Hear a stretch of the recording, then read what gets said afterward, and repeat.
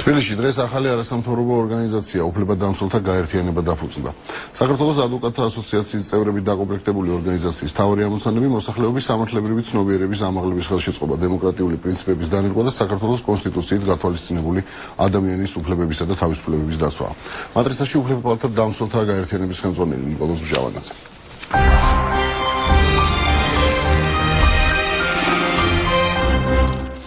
სამომშვიდობის ენიკა, მადლობა მოგზაურობისთვის. თითქოს ბევრი ყავს უფლებადამცველთა ორგანიზაციები საქართველოში. რა საჭიროება იყო კიდევ ერთი ახალი ორგანიზაციის შექმნა? ძველები სულად მუშაობენ? არა, რა თქმა უნდა, მუშაობენ ნორმალურად, მაგრამ საქმე იმაში გახლავთ, რომ დღეს ქვეყანაში იმდენად ძიმე მდგომარეობა ამ კუთხით, რომ ჩვენ ვფიქრობთ, რომ ჩვენ წლს შევიტანთ ამ პრობლემების გადაჭრაში, იმიტომ რომ დღეს რეალურად პოლიციური ქვეყანაა, ყველა კუთხით ირღვევა ადამიანის უფლებები, ჩვენ 20 კაციანი გუნდი ვართ ამ ეტაპზე შექმნილი, ეს არის საქართველოს ადვოკატთა ასოციაციის წევრებისგან შექმნილი გუნდი, რომელიც უფასო იურიდიულ კონსულტაციას გაუწევს მოსახლეობას, აგრეთვე დახმარებას გაუწევს მას ადმინისტრაციულ ორგანოებში, სამართალდამცავ სტრუქტურებში, სასამართლოში და ჩვენ გავითვალისწინებთ რა მათ სოციალურ მდგომარეობას უფასოდ დავეხმარებით და ვფიქრობ რომ ჩვენ სიტყვას ვიტყვით ვინაიდან ვფიქრობთ რომ დღეს არ არის ამოწურული ეს ნიშა და აქედან გამომდინარე ჩვენი მიზანი სწორედ ეს გახლავთ რომ ბევრი პრობლემაა უფლებათა დაცვის თვალსაზრისით თქვენ ვთქვათ. უფრო კონკრეტულად ვთქვათ, აი რა შეხედოთ თქვენ თავ პრობლემებს? რომელია ის საკითხები, რომლებზეც თქვენი ორგანიზაცია გააკეთებს ძირითად აქცენტებს თავისთავად და რომელ პრობლემას გამოყოფთ თქვენ? რა არის მთავარი პრობლემა უფლებათა დაცვის თვალსაზრისით? აი ხა ბოლო მაგალითი მინდა გითხრათ, ახლა სანამ სტუდიაში შემოვიდოდი, ჩვენთან უკვე შემოვიდა ზარები, იმიტომ რომ როდესაც გავიცელდა ეს ინფორმაციები, რომ ჩვენ დავფუძნით და ჩვენ ველოდით კიდევაც, იმიტომ რომ ჩვენ გარკვეული ნდობა გვაქვს, პირადად მე ხა ეკოლოგიური სამართლის ცენტრის ხელმძღვანელი, ხშირად მოდიოდა მოქალაქეები და გთხოვდნენ დახმარება სამწუხაროდ ეკოლოგიური სამართლის ცენტრის ეგიდით შეუძლებელი იყო ადამიანის უფლებების კუთხით მუშაობა, გამომდინარე დავარსეთ ეს ორგანიზაცია და ყველა არც ერთი სფერო არ დარჩენილა სადაც პრობლემა არ იყოს და აი ხა ბოლო მაგალითს გეტყვით თელაში მოხდა ტოტალური გაშვება სამსახურიდან ადამიანებისა იმ კუთხით რომ იქ არის დანიშნული არცოშვილი ეს არის ყოფილი მაღალჩინოსანი ხელისუფლებისა ნაციონალურ წარმომადგენელი და მინდა ჩვენ ამასთან დაკავშირებით კონკრეტულ ფაქტებს დავდებთ ანუ სამსახურში იქნა მიყვანილი ესე იგი ის ხალხი ვინც გაუშვა ახალაიამ და როგორც ჩანს ეშინიათ ამ ყოფილი მაღალჩინოსნების პოლიციელების და რეალურად დასაქმებული იქნა ყოფილი პოლიციელები იმ ხალხის ნაცვლად რომლებიც რეალურად იქ 25-20 წლიანი სტაჟი ჰქონდათ თელაში და პოლიცია დიახ ნუ არა ეს ახლა ვანო მერაბიშვილის კადრები გაუშვეს როგორც ჩანს ვანო მერაბიშვილმა ამ ხელისუფლების თვალში დაკარგა ნდობა და თქვენ კარგად მოგეხსენებათ ბევრი გაუშვეს და ფაქტურად მთლიანად შეიცვალა კონტინგენტი შინაგან საქმეთა სამინისტროში ახალაიამს თავისი კადრები მოიყვანა და ეს კადრების აკუმულირება ხდება ზოგ სამინისტროში გადაიყვანეს განათლებაში, ზოგი აქ თელაში და უამრავი ხალხი იქნა გაშვებული. ჩვენ ამ თემით დავინტერესდით და გვითხრეს რომ რეალურად ბევრს გაუჩნდა სურვილი მაგალითად რომ პროტესტი ანუ გადასდილიყო სამართლებრივი ბრძოლაში და დაეწყო ბრძოლა ამ კუთხით და დაურეკეს თელასის მაღალჩინოსნებმა და უთხრეს რომ ჩვენ ამოგიწევთ იმ კორუფციულ გარიგებებს რომლებშიც თქვენ იყავით ჩარეთული და რეალურად გირჩევნიათ გაჩუმდეთ ვიდრე მიბრძოლოთ სამსახურში დაბრუნებაზე. ეს არის ყოვლა წარმოუდგენელი ფაქტი. ეხლა თქვენ კარგად მოგეხსენებათ დანიშნეს დასაქმების მინისტრი ტრაპაიძე და როგორც ჩანს ეს ტრაპაიძე ამ მეთოდით აპირებს ხალხის დასაქმებას რეალურად უშვებენ ხალხს და თავიანთვის სასურველ ნაციონალური მოძრაობის აქტივისტებს, ყოფილ პოლიციელებს, რომლებიც გარკვეულწილად იქ რაღაც კონფლიქტი მოხდა ერთმანეთში თუ რაღაც ვერ გვუებიან, ის ხალხი ინიშნება. ეს არის ყოვლა წარმოუდგენელი ფაქტი და ჩვენ ვაფრთხილებთ ხელისუფლებას, რომ თითეული უკანონოდ განთავისუფლებული ადამიანის ინტერესებს დავიცავთ შესაბამის უწყებებში. თითეული ადამიანის, ანუ სფეროების მიხედვით განათლება, ჯანდაცვა, აგრეთვე იმ ხალხის ინტერესებს დავიცავთ, ვინც გარკვეულწილად აი ამ ხნის მანძილზე თქვენ კარგად მოგეხსენებათ საპროცესო შეთანხმებები, როდესაც იდებოდა ჩვენ ახლა უახლოეს ხანში გვექნება ინიციატივით გამოვალთ, რომ პოლიტიკურმა პარტიებმა თავიანთ სამოქმედო პროგრამებში აუცილებლად გაითვალისწინოს ის ფაქტი, რომ 2003 წლიდან 2012 წლამდე საქართველოში როგორ ხდებოდა საპროცესო შეთანხმებების გაფორმება. ანუ რეალურად საუბარი არის ესე იგი პირობითი მჟავრიდან განთავისუფლებაზე არის უკანონო პატიმრების განთავისუფლებაზე, მაგრამ არ არის საუბარი საპროცესო შეთანხმებების გადახედვაზე. კი, რა თქმა უნდა, შეიძლება ზოგს უკვე გაუქარწყლა ეს ნასამართლო. ანუ აქ რა ხდება? ადამიანებს თქვენ კარგად მოგეხსენებათ, რეალურად არავითარი დანაშაული არ მიუძღვიდათ, მაგრამ ეუბნებოდნენ გამიფორმებს საპროცესო შეთანხმებას, გადაეხდით ბიუჯეტში თანხას და წახვალ სახში, მაგრამ ეს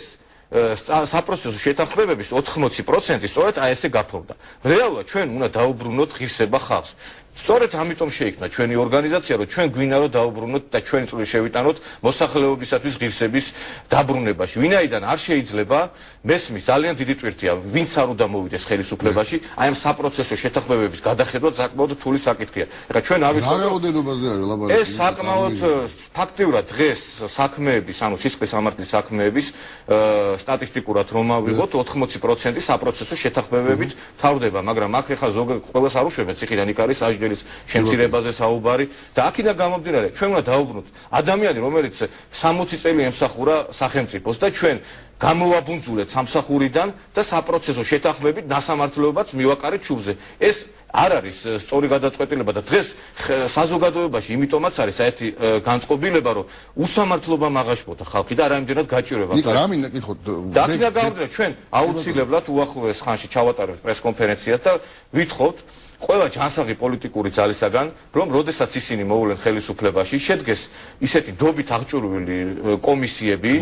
კომისია, რომ სადაც შევა ეს მოსამართლეები, არასამთავრობო ორგანიზაციის წარმომადგენლები, ეს ერთი და ორი თვის საქმე არ არის, ამას შეიძლება ერთი წელი და მეტი ხანით დაჭირდეს, რომ აი ეს გადაიხედოს. მესმის აქ დგება საკითხი, რომ ეხა ეს ადამიანი ვის საქმეს გადაიხედება და სიტყვაზე ის საპროცესო შეთანხმებაც გარკვეულწილად გადაიხედება, იქ შეიძლება მოთხოვნილი იქნას იქ ანუ უკანონო თანხის დაბრუნება, ცოტა რთული საკითხია, მაგრამ ჩვენ თუ გვინა სამართლიანობის ადგენა, მოსახლეობისთვის ღირსების დაბრუნება, ეს აუცილებლად უნდა გაკეთდეს, იმიტომ რომ ეს ხალხი, ვინც დღეს აღშფოთებულია და იქ მრავალრიცხოვან მიტინგებზე გამოდის, სწორედ იმას ითხოვს, რომ დაუბრუნდეთ ღირსება და მარტო უკანონო პატიმრების განთავისუფლებით და აგრეთვე პირობითი მსჯავრების განთავისუფლებით არ შემოიფარგლება მოსახლეობის მოთხოვნა და ამის თაობაზე არსად არ ყოფილა დაფიქსირებული და მე ვიცი ადამიანების, რომლებსაც სახელმწიფო ჩინოვნიკებიც იყო ეს ყოფილი, რომ აი ესეთი რაღაცა გაუკეთეთ და თქვენ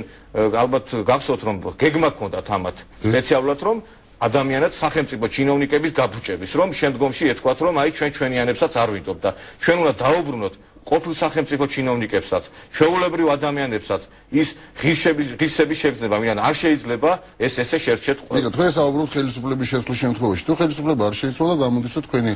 ორგანიზაციის მუშაობა ფუჭია. რეალურად სასამართლოში მეეჭვმეპარება, რომ თქვენ ეს პროცესები არ არის ესე მთლად, იმიტომ რომ ჩვენ აი სხვათა შორის გვინდა რომ ეს სტერეოტიპი დავამსხვრიოთ, რომ ამათ ამ ბრძოლას რა აზრი აქვს, მაინც ისევ ესე დამთავრდება, ისეთ როდესაც არის მოსახლეობის ტკიცე განწყობილება, ყოველთვის შეიძლება შედეგი იქნას მიღწეული, იმიტომ რომ არ შეიძლება ჩვენ თუ კი ესეთი საკითხით მიუდგებით, მაშინ არც ქუჩაში უნდა გამოვიდეთ და ვიფიქრებთ, რომ აი მაინც გააყალბებენ არჩევნებს, ხო? ჩვენ ვფიქრობთ, რომ ჩვენ იმიტომ მოუწოდებთ ამ ოპოზიციურ პარტიებს, იმიტომ რომ ეხლა ხელისუფლების დარჩენის შემთხვევაში სხვათა შორის ამ ხელისუფლებასაც მოქმედ ხელისუფლებას მოუწოდებთ, რომ გადახედოს საპროცესო შეთანხმება, ნაკლები იმედი გვაქვს ეს რომ მოხდება, მაგრამ ეს ყველა პოლიტიკურ ძალას გაეგზავნება ჩვენი ეს მესიჯი და აქედან გამომდინარე ჩვენი იმედი გვაქვს. ისიც რაშია საქმე, ჩვენი საქმიანობიდან გამომდინარე მე პირადად გეუბნებით, რომ ყოველთვის კი ხშირად ხდება, რომ ეს სტრასბურგის საქმეები იჭიმება წლობით, მაგრამ მაინც ყოველთვის აქვს ბრძოლა სამართლიანობისათვის აზრი, მე ესე ვფიქრობ. მინდა გითხოთ იმ ხალხის შესახებ, ვინც თქვენთან ერთად არის ამ ორგანიზაციაში, არის ადვოკატთა ასოციაციის წევრები, უმეტესობა როგორც მე მივხვდი. დიახ. ვინ არიან თუ ვიცნობთ მათ? ეს არის ხალხი, რომლებიც წლებიან მუშაობენ, ზოგი ყოფილი მოსამართლეა, ზოგი ყოფილი პროკურატურის თანამშრომელია, ადვოკატი, ცნობადი სახეები შეიძლება არ არის, მაგრამ რეალურად არის ადამიანები, რომლებიც გარკვეულწილად თავიანთი საქმის პროფესიონალები არიან და მე სწორედაც იმიტომ აქ იმედი 20 კაცი, არა, რატო გეკითხებით, 20 კაცი ცოტა არ არის ის ეს აზრს თქვენ ისაუბრეთ. ეს საწყის ეტაპი ძალიან ბევრი ადამიანი მოვა. ეს ეტაპია, იცით რაშია საქმე, ბევრი უფრო მეტიც არის რეალურად არასამთავრობო ორგანიზაციებში წარმოდგენილი და რეალურად მე არ მინახეთ ჩემ კოლეგებზე რაღაც საყვედური თქვა ცნობიერების ამაღლებაზე და ძირითადად აი ესეთ საკითხებზე მუშაობა ცნობიერების ამაღლება ძალიან კარგია, მაგრამ რეალურად ეხლა თქვენ თქვით რომ აი ძალიან ბევრი არასამთავრობო ორგანიზაციაა. კი არის ბევრი არასამთავრობო, მაგრამ იმდენად დიდი პრობლემებია დღეს ქვეყანაში, რომ ფიქრობთ რომ ის კონტინგენტი რაც არის წარმოდგენილი შეიძლება ითქვას რომ არ არის აი ვინ იქნება თქვენი პარტნიორი თქვათ ვინ წარმოგიდგენია თქვენ პარტნიორად და არასამთავრობო ორგანიზაციები მაგალითად ახალგაზრდა იურისტთა ასოციაციას მუშაობს და საქართველოს ახალგაზრდა იურისტთა ასოციაციასთან ახალგაზრდა ადვოკატებიც არის ესეთი არასამთავრობო ადამიანის უფლებათა ცენტრი რომელსაც მე ძალიან დიდ პატივს ვუჩან ანუაშვილს და ეს მტკიცე პოზიციაც ყოველთვის ეს ორგანიზაცია აქვს ჩვენ სხვათა შორის ამ ორგანიზაციებთან კონტაქტები გვაქვს მე პირადად ეხა ჩემი ყოფილი ახლანდელი ორგანიზაცია ეკოლოგიური სამართლის ცენტრიდან 2500 კაცის ინტერესებს ვიცავთ სტრასბურგის სასამართლოში ეს ნავთობი როდესაც ამოიყვანა ეკოლოგიური საკითხებთან დაკავშირებით საკონსტიტუციო არჩევანი ეხა კიკვიდის პარკთან დაკავშირებით მოგეცენებათ ანუ სხვათა შორის ერთი რამე აპირობა გამოთქვა ანუ სახალხო დამცველმა ძალიან დიდი გმირობა გამოიშალა და დაუპირდა შინაგან საქმეთა სამინისტროს და უგულავას ოფიციალურად ადამიანმა მიმართლა გაკვირვებული დავჭი განაცხადა რომ მოუწოდა უგულავას დასაჯეთ ის ხალხი მერის მაღალჩინოსნები ვინც რეალურად პარკის გაჩეხვის უფრო ეს არ მართლა ძალიან კარგი გადაწყვეტა ამიტომ ვიძახი რომ ყოველთვის აქვს ზოლას აზრი ჩვენ შეიძლება აქ რეალურად ვერაფერს ვერ მიმაღწევთ აი საერთაშორისო სასამართლოები და მე კიდე ჩვენ თუ ჩვენ მაგალითი არ ვაჩვენეთ თავგანწირვის იმისა რომ ბოლომდე ვიბრძოლეთ ხო ჩვენ არასდროს მე პირადად მინდა რომ განცხადება გავაკეთო რომ ჩვენ არასდროს პოპულისტური განცხადებით ხოლმე კამერების წინ პოზირებით არ შემოვიფარგლებით ყველა საქმეს რომელსაც ჩვენ კი მოვკიდებთ ხელს ბოლომდე მივიყვანთ ვიბრძოლებთ ბოლომდე იმისათვის რომ სამართლიანობა იქნეს მიღწეული ერთი კითხვა კიდე რომელიც დღევანდელ ჩვენ საუბარს არ ეხება მაგრამ თქვენს ეკოლოგიური სამართლის ცენტრს ეხება ამ შემთხვევაში უბრალოდ ვკითხულობდი დღეს რომ თქვენი განცხადება იყო თვალსაჩინო რომ ბათუმის აჭარის სანაპიროზე სერიოზული პრობლემა შეიძლება შეიქმნას ჯანმრთელობის თვალსაზრისით ამ შემთხვევაში. ზმაყურებელი იყო ზაფხულია, აგვისტოა, ისე რომ ზედმეტი პანიკაც არ გამოიწვიოთ, მაგრამ რეალურად რა ინფორმაცია აქვს? მესმის ახლა არასასიამოვნო განცხადება ახლა ადამიანი რომელიც შემოგზია წამოწოლილი ბათუმში და გაიგებს ინფორმაციას რომ თუნდაც ბათუმისა და ადრის აკვატორიაში წყალი არის დაბიძურებელი, არის ეს არასასიამოვნო. ეს გააქვთ სინჯები არ რა თქმა უნდა ჩვენ ახლა ოფიციალურად როდესაც გავაკეთეთ განცხადება ეს იყო სინჯები აღებული 14 ადგილას ბათუმის და ადრის აკვატორიაში, სადაც დაფიქსირდა რომ იმ დასაშვებ ნორმას ასჯერ, მაგრამ ქრომი და სპილენძიც არის აღმოჩენილი და ეს ქრომი და სპილენძი აღმოჩენილია იქიდან გამომდინარე რომ ახინჯაურში არის საწარმოები, ეს არის პლასმასის ქიმიური დანადგარებს უშვებებს ან მშენებლობს გამოიყენება და ყველაფერი ეს ჩადის და ქრომი და სპილენძი ეხა შაშან მაგალითად ინფექციური დაავადებებით იყო სავსე პაციენტები სამანტყოფებში და ეს ქრომი და სპილენძი ონკოლოგიურ დაავადებებსაც იწვევს და აქედან გამომდინარე საქართველოს ხელისუფლება ვალდებულია რომ მოსახლეობა ჩააყენოს საქმის კურსში და თვითონაც ვერ უარყოფენ ამას ეს ვიდეო თან იცით რა არის 2007 წელს დაიწყეს ამ ბათუმში უბრალოდ ადლიაში გამწმენდი ნაგებობის მშენებლობა 120 მილიონი ევრო იქნა გამოყოფილი დღემდე ეს არის გაკეთებული ეხლა ტურისტი შლოპანცების და კვერცხების სანახავად უარბილის მიდის იქ რომ შავზღვაზე დაისვენოს ხელისუფლება რომელიც უაზროდ ხარჯავს თანხებს კონცერტებში ჩამოყავს მომღერლები ხელისუფლების ამბავი გასაგებია არა პირველ რიგში ხო არ გილის ბათუმში გასვლა გასასწორებელი არა ბათუმს და ადრიაში ნამდვილად პრობლემა ეხლა მე ამას როდესაც ვაცხადებ რა თქმა უნდა ხელთ მაქვს ის სინჯები რომლებიც იქ ნაღებული არსებობს ვიდეო კადრები ელემენტარულად ფეკალიები რო ჩადიან მაგრამ ეხლა რა უნდა გაგიკვირდეს როდესაც ამ ხელისუფლებისგან როდესაც ხანძრები არის ელემენტარულად იქ რა ქვია ვაშლოვანში და მინისტრი გამოდის და დოს უკრავს ქუთაისში ეხლა და მე მიგდის იქ მიტინგზე და გამიშვით რაღაცა რა გავაკეთე ეს რა გააკეთე შედალოცულო იწებოდა ყველაფერი ვაშლოვანში დაცულ ტერიტორიაზე და ეს კაცი აი თვალებს არ უჯერებდი მე მეგონა ძველი კადრები იყო რა უკეთესად გამოვიდეს იმას არა ხო მაგრამ ეს კაცი ვერ მიხვდა იმას რომ რეალურად შოუ ბიზნესში აღარ არის და თუ ამ შოუ ბიზნესში და იცით რა ხა მე ჩვენ ხშირად ვაკრიტიკებთ ნუ ეგონება ხა ხაჩიძეს და ხეთაგურს მარტო კრიტიკით შემოვიფარგლები ჩვენ აუცილებლად მათი სისხლის სამართლებრივი პასუხისგებლობის საკითხი დადგება იმიტომ რომ ჩვენ გვაქვს ხუთომიანი საქმე სადაც შეკრებილია ის დანაშაულებრივი ქმედებები რაც განხორციელდა გარემოს დაცვის სამინისტროსა და ენერგეტიკის სამინისტროში. ამ მასალებს ჩვენ გადავცეთ სამართალდამცავ სტრუქტურებს და მათ თუ გონიათ რომ შემოიფარგლებიან მხოლოდ იმითი რომ ხელისუფლებიდან წავლენ და მორჩება მათი ამბავი ესე არ იქნება. ისინი აგებენ პასუხს სერიოზულად, იმიტომ რომ გარემოს დაცვის კუთხით მათ ჩაიდინეს სერიოზული დანაშაულებები. და ამაზე მათ პასუხი მოეთხოვებათ მე